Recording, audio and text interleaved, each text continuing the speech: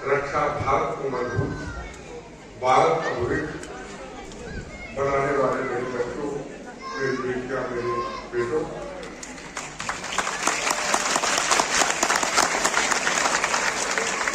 हमारा यह डिग्री लेने के वक्त या शिक्षा लेने के वक्त हमारे अंदर एक मकसद जरूर होना चाहिए कि हम शिक्षा किस लिए ले रहे हैं। इसका मकसद सिर्फ मैं नहीं कि मैं बनूंगा, मकसद होना चाहिए मैं भारत मां के लिए क्या क्या करूंगा, मैं भारत मां का नाम कैसे ऊंचा करूं, मैं अपने मां बाप का नाम, जो आपके माता पिता मेहनत मजदूरी करके, चाहे अमीर हो चाहे गरीब हो, चाहे वो मीडियम हो, वो अपने खून पसीने से, कमाई से, पैसे से, बचपन से लेके आगे बढ़ाने तक आपको संस्कार देते। क्यों देते? कि मेरा बेटा, मेरी बेटी बड़ी होकर के, बड़ा होकर के कल्पना चावला की तरह, जिसने करनाल की वो बेटी जो इतने साइंटिस्ट बन करके अमेरिका के अंदर पूरी दुनिया में नाम ऊंचा किया था, ऐसी बने, ऐसा बने, ये हर माँ बाप की एक इच्छा होती है और उनकी इच्छा को कभी हमें तोड़ना नहीं चाहिए। कौन क्या करता है, ये दुनिया संसार चलता रहेगा। हमारे कर्म माँ बाप के क्या है, हमने क्या करना है। कोई जम्मू कश्मीर से आया होगा, कहीं और से आया होगा, कोई करनाल से यहाँ शिक्षा लेने आया होगा, और मन के अंदर एक भावना होनी चाहिए, मैं डॉक्टर बनूंगी, मैं डॉक्टर बनूंगा, मैं साइंटिस्ट बनूंगी, या मैं फौज में जाऊंगा, या मैं फौज में जाऊंगी। मेरा मकसद देश होना चाहिए। जिस दिन आपका मकसद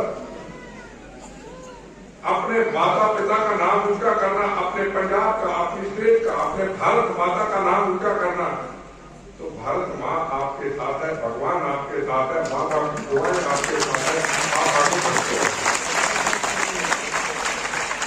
कौन थे अब्दुल कलाम? एक गरीब परिवार से थे, अखबारें भी बेची उन्होंने, शिक्षा के लिए अखबारें भी बेची उन्होंने। और कहा अब्दुल कलाम हिंदुस्तान के साइंटिस्ट बने, हिंदुस्तान के अंदर कितना बड़ा नाम ऊंचा किया। मुस्लिम भी थे, राष्ट्रभक्त भी थे, साइंटिस्ट भी थे, और आज भी बच्चों के आदर्श हैं। हिंदुस्तान के राष्ट्रपति बने। हिंदुस्तान के अगर राष्ट्रपति बने, वो इसलिए बने, वो एक सेकुलर व्यक्ति थे, उसके लिए सबसे पहले भारत मां। मैं ऐसा एक अच्छा साइंटिस्ट बनूं, मैं अच्छा वैज्ञानिक बनूं, मैं अच्छा वैज्ञानिक सबको बनाऊं, जो मेरे भारत मां की सीमाएं सुरक्षित हो, मेरे भारत माता का नाम पूरी दुनिया में ऊंचा हो। राष्ट्रपति बने, राष्ट्रपति का पद खत्म हुआ, बैग उठा करके वापस चले गए। वो था हिंदुस्तान का राष्ट्रपति। अगर वो बन सकते हैं तो डॉक्टर मनमोहन सिंह अमृतसर के मेरे घर के पास रहने वाले हैं। ये घर हमारा, ये गली में उनका, एक छोटी सी गली से निकले, आप साधारण परिवार से थे, अमेरिका शिक्षा ली, कहां कहां शिक्षा ली, हिंदुस्तान के प्राइम मिनिस्टर बने। जब उनको हिंदुस्तान का फाइनेंस मिनिस्टर बनाया गया, तो मैंने हिंदुस्तान के प्रधानमंत्री जी को एक सवाल पूछा। मैं यूथ कांग्रेस का प्रेसिडेंट था, काका जी मेरे साथ जनरल सेक्रेटरी थे। हम इतने मेच्योर नहीं थे, चाहे मिनिस्टर थे, पर इतने मेच्योर नहीं थे। मैंने सवाल पूछ लिया, मैं कह ये तो एमपी भी नहीं थे, ये तो राजनीति में थे ही नहीं। फलाना काउंसलर बना, फलाना एमएलए बना, फलाना एमपी बना 3 बार, फिर वो मंत्री बना, ये तो थे नहीं। आपने इनको फाइनेंस मिनिस्टर क्यों बनाया? उन्होंने मुझे इस सवाल का जवाब दिया, कहते बेटा मैंने फाइनेंस मिनिस्टर इसलिए बनाया, हमारा देश का सारा सोना गिरवी रखा गया था, हमारा भारत मां कर्जाई कर दी थी पिछले पॉलिटिशियनों ने। मैंने इसलिए बनाया गैर राजनीतिक व्यक्ति कि ये किसी की सुनेगा नहीं, ये भारत की इकोनॉमिक पॉलिसी को, भारत की जो आर्थिक व्यवस्था है उसको मजबूत कर देगा। इसलिए मैंने हिंदुस्तान का फाइनेंस किया। हमारे पास लोग काम कराने के लिए आते हैं, हम हर मिनिस्टर को फोन करते थे, काम हो जाता था। और जब डॉक्टर मनमोहन सिंह जी का नाम आता था तो हमारे फोन करने के टाइम पे हमारे हाथ काम करते थे, क्या इनको ये काम करना ठीक है या नहीं है। इसलिए उनको बनाया और फिर वो हिंदुस्तान के प्राइम मिनिस्टर बने। कांग्रेस नहीं जीती थी। मैं पॉलिटिकल बात नहीं कर रहा, मैं एक आपको व्यक्ति की बात कर रहा हूं, जो व्यक्ति गरीब से निकला हुआ हिंदुस्तान का 2 साल प्राइम मिनिस्टर रहा, फाइनेंस मिनिस्टर रहा, उसको इसलिए प्राइम मिनिस्टर बनाया, इसलिए हिंदुस्तान के लोगों ने वोट दी।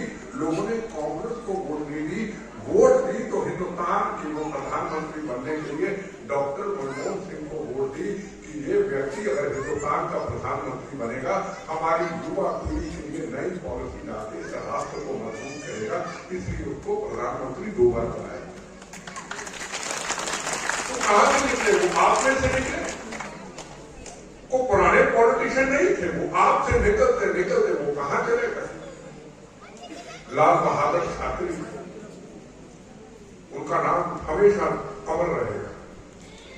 एक गरीब परिवार से शिक्षा करने के लिए जाते थे, पढ़ने के लिए जाते थे, एक नदी को पार करके जाते थे, गले में बस्ता होता था, बस्ता सिर पे बांध के जाते थे, यूपी के थे लाल बहादुर शास्त्री, जिन्होंने कभी नारा दिया था जय जवान जय किसान, और एक टाइम की रोटी खाते थे। जब देश के अंदर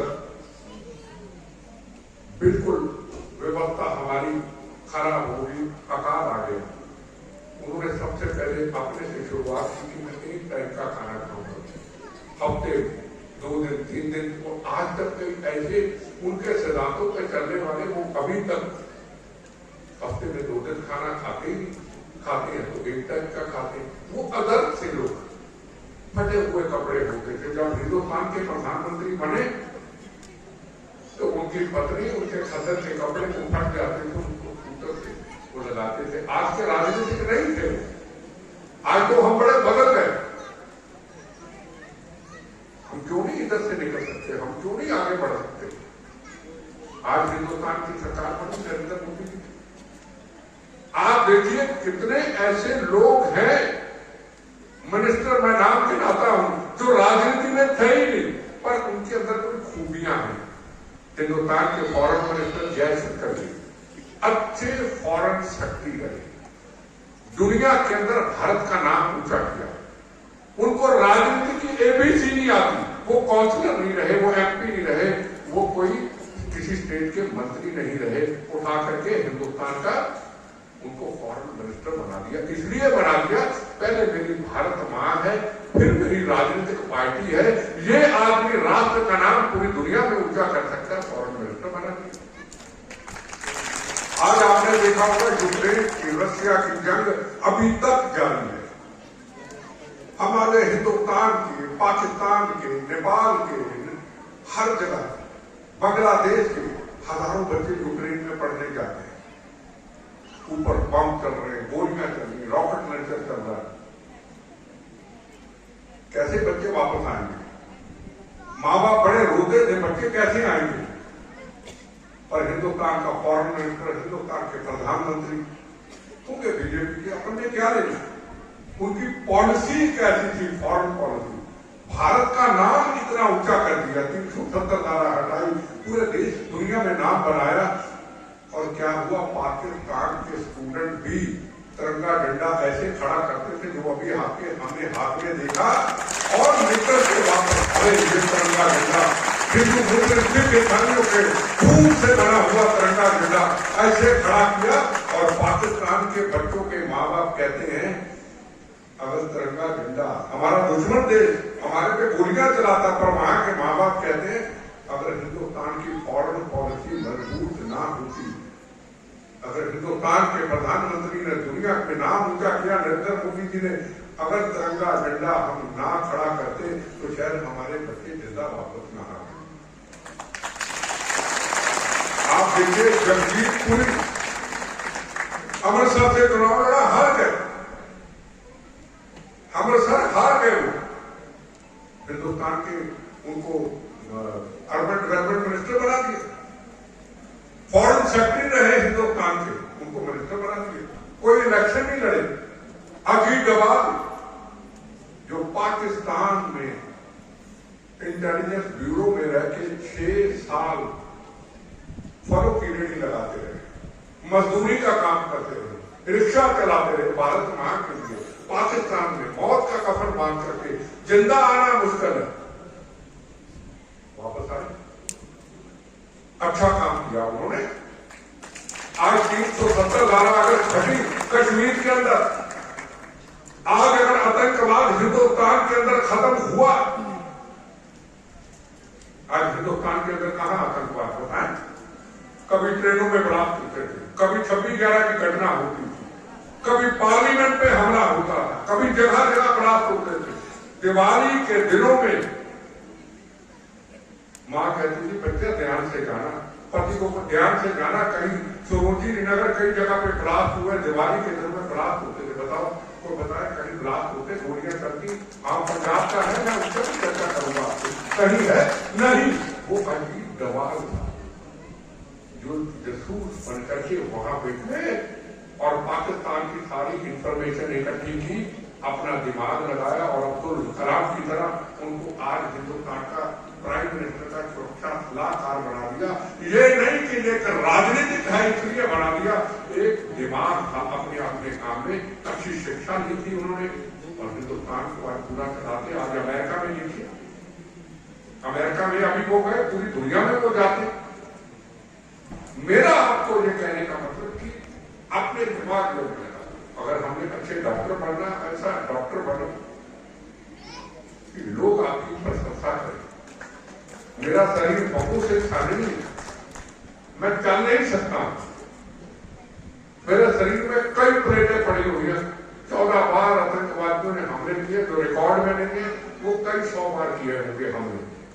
कहीं मेरी गाड़ी रुक गई, कभी मेरा कार्यक्रम कैंसिल हो गया, कभी वो पकड़े गए, कभी उनकी पॉलिसी फेल हो गई बम चलाने की। बम कितने चले बताओ? गोली नहीं, 40-40 किलो बम, 100-100 किलो बम, जो पूरा बठेला मानसा अगर 2-2 किलो लगा दिया जाए पूरा उड़ा दे। वो मेरे टूटे से शरीर पे कई बार लगा दिया, मैं बच गया। कई लोग मेरे साथ, मेरे जवान इस दुनिया से चले गए, मेरे दोस्त चले गए, मैं बोनस की जिंदगी हूं, मैं बच गया। पर आज मैं चल क्यों रहा हूं? भगवान की कृपा तो है, बुजुर्गों का आशीर्वाद तो है, मेरे डॉक्टर अच्छे थे। मैं जा रहा था अमेरिका इलाज कराने, जो मेरा पैर उतर गया, पैर उतर गया बबों से, सामने हर तरफ खून।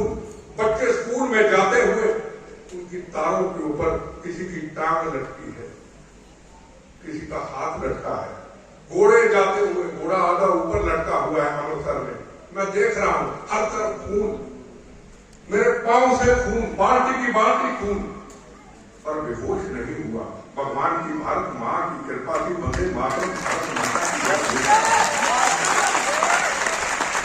आज भी मैं भगवान से सवाल कभी अकेला बैठ के पूछता हूं, किस 1-1.5 घंटे के फासले में पंप चलने के बाद, पैर उतरने के बाद, बुलेट प्रूफ गाड़ी में बैठा, मेरे जवानों ने बैठाया, उनके ऊपर गोलियां चलाई, एक की शहादत हुई, एक पकड़ के बैठाया, फिर गाड़ी रुक गई, फिर उतरा, फिर स्वराज मात्रा कितना ऊंचा होता है।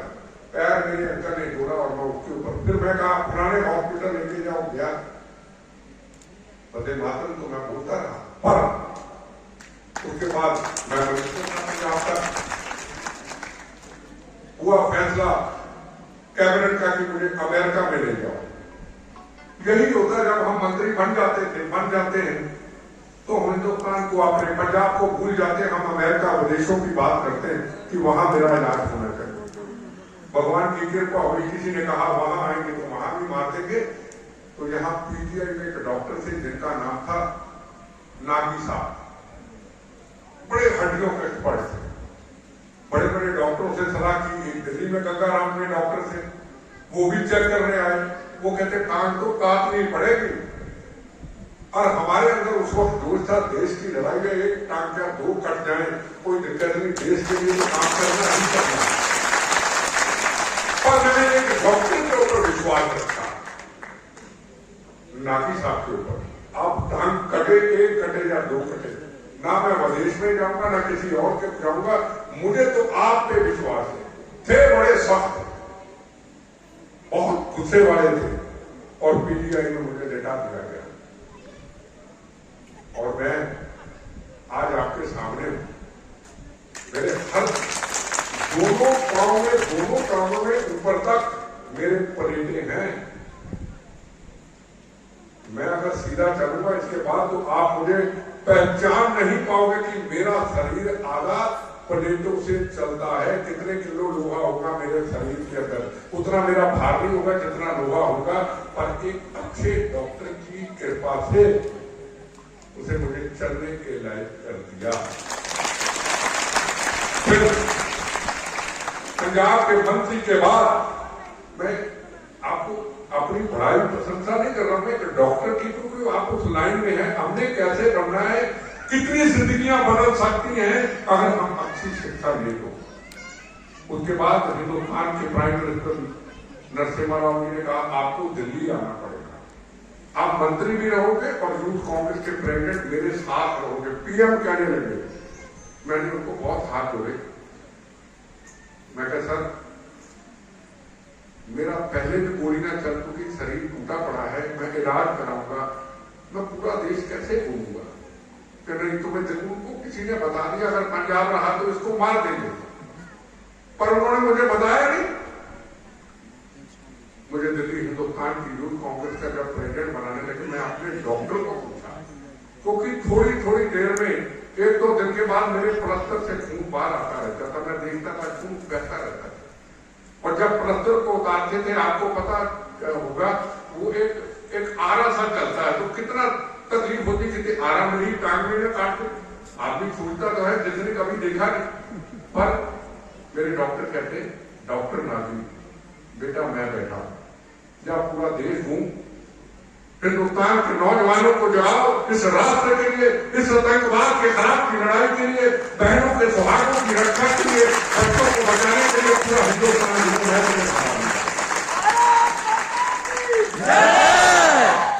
मैं तुम्हें संभालूंगा। केरला के अंदर एक बहुत बड़ी कॉन्फ्रेंस थी, लाखों की भीड़ थी। मुझे और प्राइम मिनिस्टर को बुलाया गया, यूथ कांग्रेस की रैली थी। प्राइम मिनिस्टर मेरे साथ बैठे थे, मेरी टांग ऐसे थी, नीचे कुछ रखा हुआ था, तो उन्होंने देखा इसमें लाल खून बह रहा है।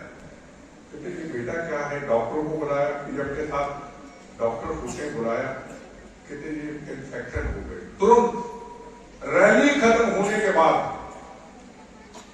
अपने साथ प्लेन में लेके गए, दिल्ली आप उतरे और प्लेन को चंडीगढ़ भेजा। डॉक्टर के पास कितनी मशीनें लगती थी, कितनी हीट लगती थी, मैं उस तकलीफ को जानता हूं। पर वो तकलीफ मेरी एक फूलों की तरह होती थी, क्योंकि ये बम गोलियां मेरे बच्चों की रक्षा के लिए, बहनों के सुहागों की रक्षा के लिए मुझे फूलों की तरह लगते हैं। मुझे दर्द नहीं।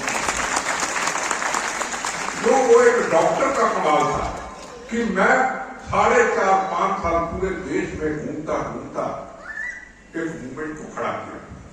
ममता बनर्जी का नाम आपने सुना होगा, बंगाल की मेरी स्टेट प्रेसिडेंट थी, 4.5 साल मेरे अंडर उसने काम किया। महाराष्ट्र के अंदर चीफ मिनिस्टर चौहान, अशोक चौहान, वो मेरा स्टेट प्रेसिडेंट था। लीडरशिप को मैंने तैयार किया अच्छे कामों के लिए। कल को विचार बदल जाए मैं कह नहीं सकता। पूरा देश एक जख्मी शरीर को लेके, टूटे शरीर को लेके, क्रसित पे लेके कई वर्ष घूमता रहा। काका जी पूरे मेरे देश के में घूमते रहे मेरे साथ। पर आज देखो मैं आपके सामने हूं, किसकी वजह से? भगवान की कृपा तो है, गुरु महाराज की कृपा तो है, बुजुर्गों का आशीर्वाद तो है, भारत माता का आशीर्वाद तो है, और एक डॉक्टर ने जो मेरा एक अच्छा काम किया कि आज डॉक्टर अगर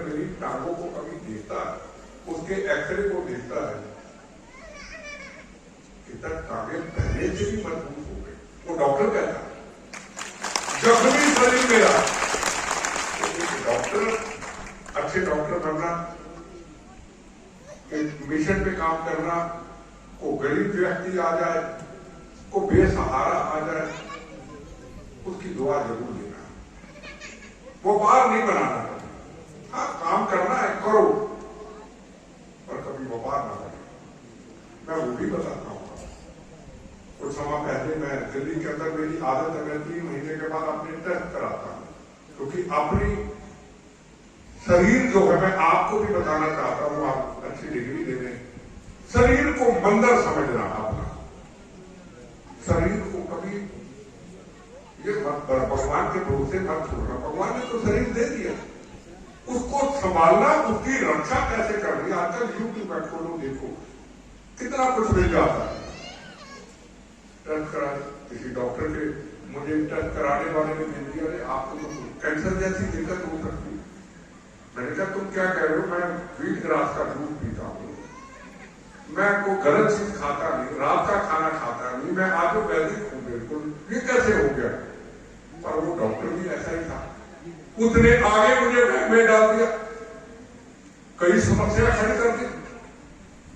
पर एक अच्छा डॉक्टर बॉम्बे में मिला अचानक, जैसे डॉक्टर मेरे दोस्त हैं, कहते वहां चलो, अचानक गाड़ी में बैठे बैठे गाड़ियां बोल रही। वो डॉक्टर को मेरा प्रशंसक था, ऑस्ट्रेलिया से आया था, गुजरात का था, उसने मेरे टेस्ट वहीं लेटा के कराए।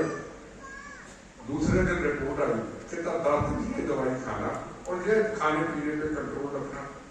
एक बकरे काटने वाला डॉक्टर मिला, उसको बकरे काटने वाला डॉक्टर कहूंगा ना मैं, जितने सोचा नहीं समझा नहीं, मेरे दिमाग के अंदर वैम कर दिया, अरे इतने तो मेरे शरीर के अंदर लोहा है, और क्या होगा इससे, तो यही करता हूं कि इच्छा मृत्यु मांग लेता हूं,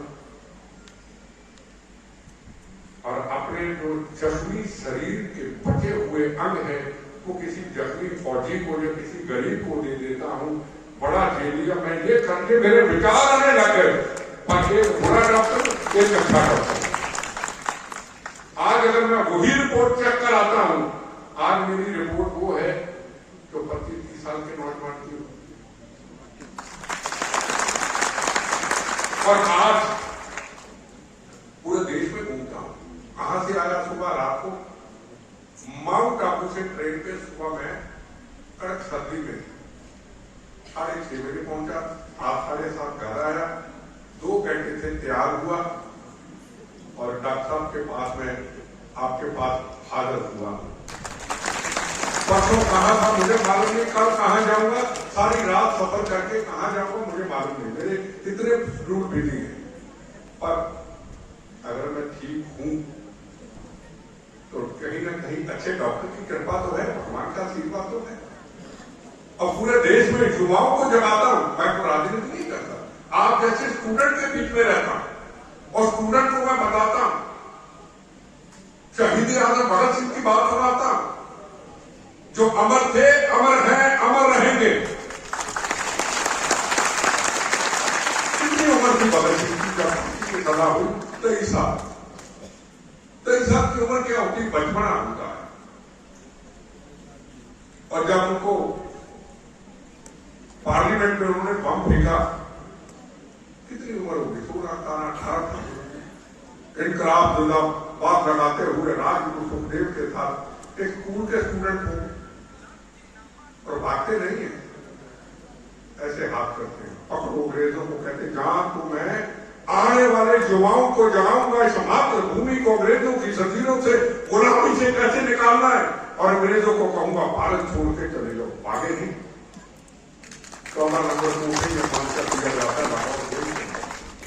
उनके दोस्त आप जैसे स्टूडेंट उनको सवाल पूछने आते हैं, भगत सिंह आपकी शादी कब होगी? तो हंसते हंसते भगत सिंह कहते हैं, अगर इस भारत माता की गुलाम धरती के अंदर मेरी शादी होती है, मेरी दुल्हन, मेरी मौत होगी, और मेरे दोस्त जो शहीद हो चुके राष्ट्र के लिए, वो मेरे बराती होंगे। वो स्टूडेंट आज बताओ को स्टूडेंट, आज बताओ को पॉलिटिशियन। और कोर्ट में जब ले जाया जाता उस स्टूडेंट लीडर को, हंसते जब कहता रे भगत सिंह, राजगुरु सुखदेव कोर्ट के अंदर हंसना मना है। भगत सिंह कहते हैं जब फांसी के फंदे को चूमने के लिए मेरा रंग थे बसंती तोड़ा सर फरोशी की तमन्ना, हंसते हंसते जब गले में फांसी का रस्ते चलेगा, उस वक्त ही हमारी हंसी रोक दोगे।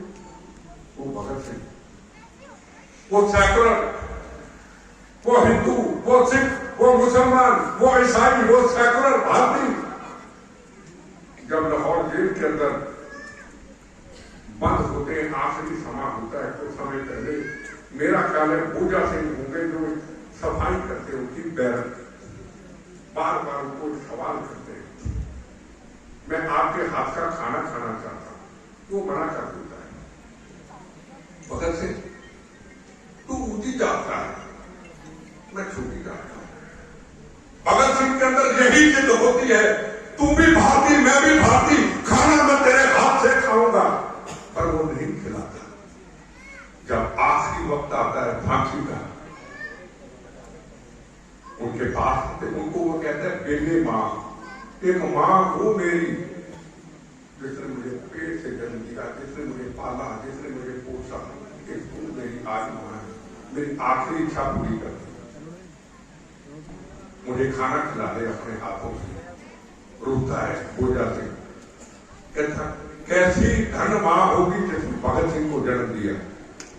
आज तो मैं हिंदू, मैं मुसलमान, मैं सिख, मैं ईसाई, तू छोटी जात तो बड़ी, क्यों कहे किसी को छोटी जात? जो छोटी जात की बात करता है वो भारतीय हो ही नहीं सकता, वो गुरु महाराज का सेवक हो ही नहीं सकता। हम एक आज जातों के नाम के ऊपर इलेक्शन लड़ी जाती है, पंजाब में नहीं, पंजाब इस चीज से बचा है। आज चले जाओ यूपी, आज चले जाओ बिहार, तू घुमिया, तू यादव, तू फलाना।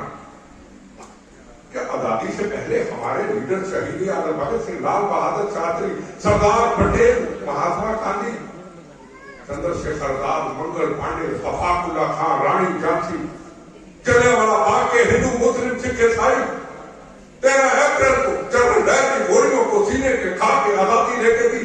फिर भारत माता के लिए हर कौम, हर मदद, हर काट का व्यक्ति था। तो क्या सीखा हमने? आपने तो बड़ा कुछ सीख लिया, हमारे नेताओं ने क्या सीखा?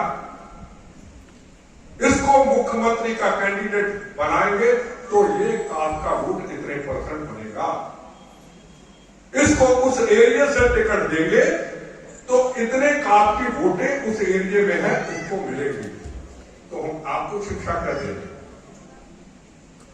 हम आपके अध्यक्ष हैं, हम समाज के अध्यक्ष हैं। पहली बात तो मैं चुनाव लड़ता ही, चुनाव उस वक्त लड़ा था मैं जब आतंकवादियों ने कहा था, जब पंजाब के अंदर हजारों बहनों के सुहागों को उजाड़ा जा रहा था, बच्चों को यतीम किया जा रहा था, खून की नदियां बह रही थी, किसी मां को ये नहीं पता होता था मेरा बेटा, मेरा पति, मेरी बेटी घर से निकला है 5 बजे के बाद वापस आएगा या नहीं आएगा। हमने मौत का कफन बांध करके, हमने को गोली नहीं चला, हमने मौत का कफन बांध करके मातृभूमि की रक्षा की। जब जहां कहा जाता था यहां कोई हिंदू नहीं रहेगा, यहां तो सेकुलर सिख नहीं रहेगा, यहां तो मुसलमान ईसाई नहीं रहेगा, यहां वो रहेगा जो पंजाब को इस भारत से तोड़ करके पाकिस्तान में बनाना चाहता है और खालिस्तान बनाना चाहता। हमने कहा था खालिस्तान ना कभी बना था, ना कभी बनेगा, ना कभी बनने देंगे।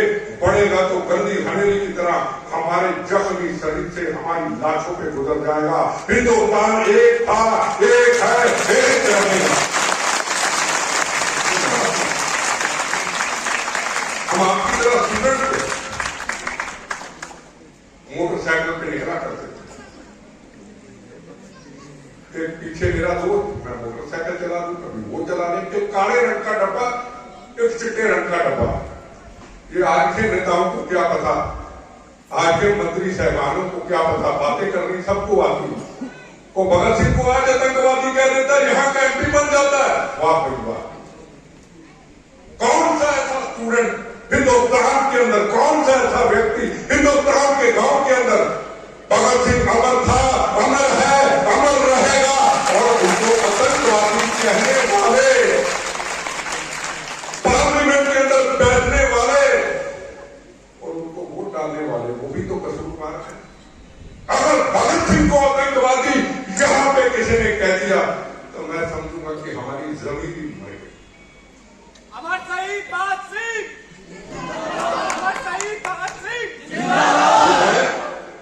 आपको कहना चाहूंगा कि इतनी बड़ी कुर्बानियों से ये भारत आजाद हुआ। कितनी बड़ी कुर्बानियां, सुभाष चंद्र बोस दुनिया में गए, वोट देते, कैसे कैसे इतिहास बना, हिंदुस्तान में आए, मिलने जाते हैं हिटलर को, हिटलर मिलने से मना कर देता है, बड़ी मुश्किल से 5 मिनट का टाइम मिलता है, कहता आप हिंदुस्तान में, को कहता मैं हिंदू, मैं मुसलमान, मैं सिख, मैं ईसाई, मेरी वो जात, मेरी वो कास्ट, मेरा वो मजहब, कोई भारतीय नहीं कहता। इसलिए विदेशों से अंग्रेजों ने आके इस भारत माता को, अंग्रेजों की जंजीरों ने भारत माता को जगह दिया, वापस आए, हिंदुस्तान की एक फौज का गठन किया जिसका नाम रखा आजाद हिंद फौज, जिसमें हिंदू भी, मुसलमान भी, सिख भी, ईसाई भी, हर कास्ट के व्यक्ति को लिया और नारा दिया, आप हमें खून दो, हम आपको आजादी देके देंगे, आपका भारत। तो क्या सीखा हमने, नेताओं ने क्या सीखा? मेरी जात बनानी, तेरी कास्ट बनानी, कैसी चलेगा ये देश?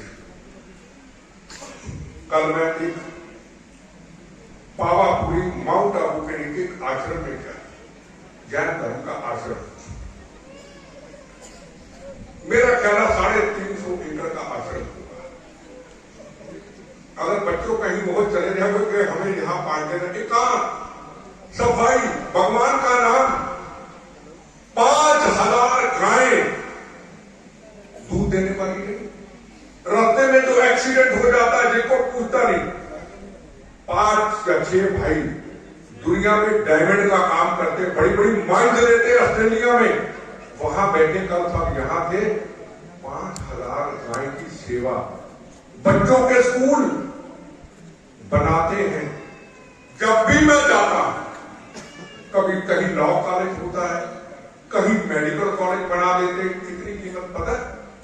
किसी से पैसा नहीं लेते, 25 करोड़, 30 करोड़, 40 करोड़, 15 करोड़ स्कूल। और जब भी कोई वहां मैं कोई कार्यक्रम में जाता हूं तो मुझे ले जाते हैं, कहते कि सरकार को भेजो। 5 या 6 भाई, उनके अंदर क्या है? मानवता की सेवा। उस स्कूल में, उस लॉ कॉलेज में, उस मेडिकल कॉलेज में बच्चा हिंदू हो, मुसलमान हो, सिख हो, ईसाई हो, किसी मजहब का हो, धर्म का हो, उनका एक मकसद है बच्चे ऐसे पवित्र बनाना जो पूरी दुनिया के अंदर इस भारत माता का नाम ऊंचा करे। ऐसे लोग हैं यहां बताइए। हम पॉलिटिशियनों ने, अच्छा भी कई पॉलिटिशियनों ने काम किया, डॉक्टर मनमोहन सिंह जी, नरेंद्र मोदी जी अच्छा काम किया, और मुझे आगे बताइए कि बच्चों के भविष्य के लिए हम क्या सोचते हैं। कभी पंजाब की रोज अखबारें पढ़ा क्रोध हुआ, उसने उसको ये कहा, उसने उसको ये कहा, इसी में उलझे रहते हैं। और कैनेडा से तारें जुड़ गई, कभी मूसेवाला जी का कत्लेआम कर दिया, कहीं किसी और का नुकसान कर दिया। हमारे बच्चे फ्यूचर है, ये क्या दिखा रहे हैं इनको हम? गोलियां, बम, गैंगस्टर। अरे इतना प्यारा हिंदुस्तान, अब विदेशों से इशारा होगा और गैंगस्टर किसी का कत्लेआम कर देंगे, और उसके ऊपर हम राजनीति करेंगे। हम क्यों नहीं इकट्ठे आपके लिए होते, स्टूडेंट के लिए होते, माँ बाप के लिए होते। तो मैं ज्यादा लंबा नहीं गया, आगे भी जाना, आपके मोहब्बत प्यार लेकर के बच्चों का आप मुझे सुन रहे हैं, पर मैं आपको ये जरूर कहना चाहूंगा बच्चों, मैं भी आपके सामने हूं, एक बोनस की जिंदगी में एक जिंदा सी लाश की तरह हूं। इतने बम्बों गोलियों के बाद मेरी को मनसा नहीं है कि मैं कुर्सियां बनूं, मैं कुछ बनूं, ये सब कुछ छोड़ा हुआ है। चीफ मिनिस्ट्री 95 में बेंसी की शहादत के बाद मैंने चीफ मिनिस्ट्री छोड़ी। मेरा मकसद है आने वाले वक्त के अंदर हमारे बच्चों का भविष्य अच्छा, ये भारत माता की सेवा करे, ये भारत माता का नाम लिखा। और आपके पास आज एक बहुत बड़ी शक्ति और ताकत आपके हाथ में आ चुकी है, बहुत बड़ी शक्ति और ताकत। उस अपनी ताकत और शक्ति को पहचानो, वो है मोबाइल का अच्छा इस्तेमाल करना, गलत नहीं, अच्छा इस्तेमाल करना। गलत को गलत कहने की हिंदुस्तान की अगर कहीं गंदी राजनीति है तो कोशिश जरूर करना कि अपना अपना योगदान डालना, कि आपके पास बहुत बड़ी शक्ति और ताकत और उसका सही इस्तेमाल करना। इन्हीं शब्दों के साथ मैं आपका शुक्रिया अदा करता हूं। अगले साल मैं वादा करता हूं, मैं डॉक्टर जब भी बुलाएंगे, काका भी बुलाएंगे, मैं आपके पास हाजिर करूंगा। मुझे उम्मीद है आप अपने माँ बाप का, अपने भारत माता का नाम ऊंचा जरूर करेंगे। वंदे मातरम। जय धन्यवाद सर, आपने बहुत सुंदर शब्दों में हमारे छात्रों को देश प्रेम की और मैं की भावना का त्याग करके पहले देश सेवा उसके बारे में बोला।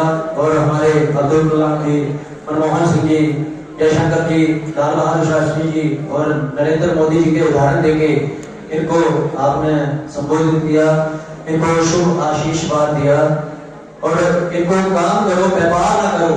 हमारे आज के डॉक्टरों को ऐसी आपने शिक्षा दी और आपने बंदों का जिक्र किया। मैं उसके लिए एक ही बात बोलता हूँ, जाको रखे साइया मार सके ना कोई, बाहर भी बाका ना हो चाहे जगदाई हो। जिसको ऊपर वाले ने अपना आशीर्वाद दिया हुआ है, उसका कोई भी बाल बांका नहीं कर सकता। आपकी हमें जरूरत है